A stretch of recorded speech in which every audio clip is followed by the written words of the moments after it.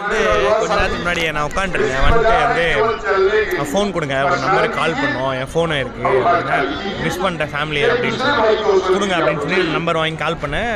First call போகல எங்கள் network இஷ்யூனால Vodafone Airtel கிடைக்கும் ஜியோ மட்டும் அப்போ கிடைக்குது. நான் ரெண்டு அப்புறம் வோடஃபோன் கட்சி ரெண்டுத்துலையுமே பண்ணேன் கால் போவே இல்லை. சொன்னே உங்கள் நம்பர் கால் போவே இல்லைன்னு அது பின்னே சொல்லிட்டே இருந்தார். இந்த மாதிரி வந்து நான் வந்து சட்டை போடல, என் ட்ரெஸ் எல்லாமே என் பேக்கில் தான் இருக்குது, காசு இல்லாததாக இருக்குது, என் ஆதார் கார்டு பேன் கார்டு எல்லாமே அதில் தான் இருக்குது, என் ஃபோன் இதில் தான் இருக்குது, என்ன பண்ணுறதுன்னு தெரியல.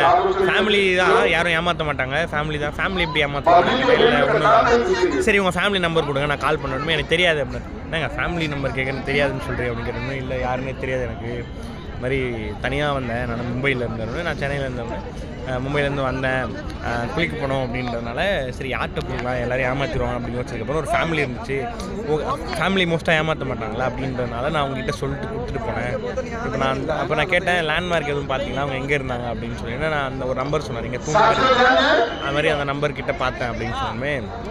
அப்படியா அப்போ வந்து ஒரு வாட்டி ட்ரை பண்ணுங்கள். அப்போ பார்த்தீங்கன்னா அங்கே பார்த்தேன், எனக்கு எந்த இடம் தெரில, அங்கேருந்து ஒரு 7 நம்பர் தள்ளி வந்துட்டார் அவர். அப்போயும் கிடைக்கல.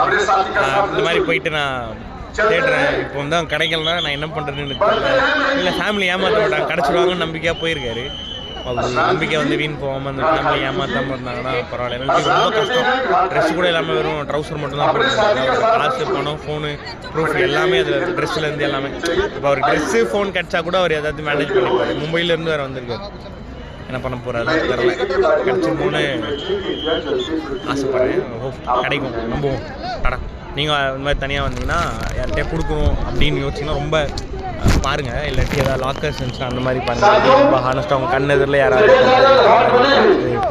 அவர் குடிச்சது எங்கேயோ அவர் கொடுத்தது எங்கேயோ அவர் ரொம்ப ரொம்ப வெள்ளந்தியாக போய் நம்பி ஏமாந்துருக்கோம். அப்படி இருக்க தப்பு கிடையாது. பட் நம்ம கொடுக்கும்போது அது வந்து ஹானஸ்ட்டாக நம்ம ஏமாறாமல் இருக்குமா அப்படிங்கிறத மட்டும் செக் பண்ணிக்கலாம்.